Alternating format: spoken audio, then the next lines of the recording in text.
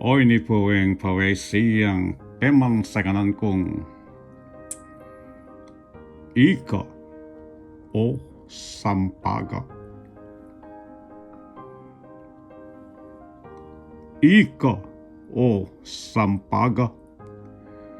Ing maslaga birhen pusal na ning ardin. Keka sasambaya ing kalaganapan king lekban mut hinhin. Ini aking pusal na ning penging tahimik. Nung keka nga pansin, taralita na kaking taglenang kislap ning mausentang patwit. At ning aldo naman, iyay nga kakit mong susulat ning angin. Ing lugod na keka, king peka papel ng maputing buwangin. Ing naturalesa, nung pausinta na kangalang pamangilin, ing pusong poetang payalipan keka,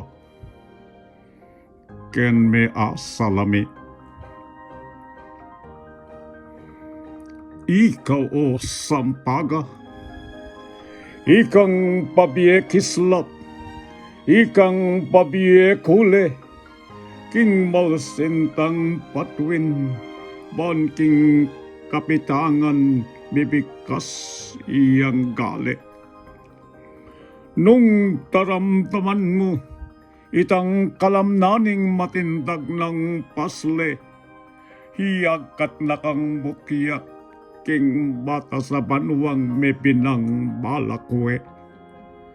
At ika, sampaga, ing sikanan kulot ning tsup ng manene, ning payapang angin, aguy-aguyak gap, king miyaliwang tani. Nung apabasa mo ring kasulatan na, iyagat na kang sake, bana kang iduyan karing upayaning malambis ng takde. Ika o sampaga, ing mutsiyang inihirog ning kakong kaladwa, ing kakong tagimpan, ing kakong palusintan, ing kakong ligaya.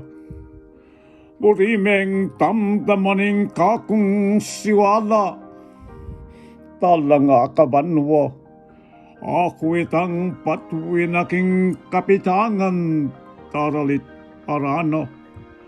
Burimeng abasa, ing kasulatan kong lelang marakeka, ako itang angin, asusulat gali king pala sa playa.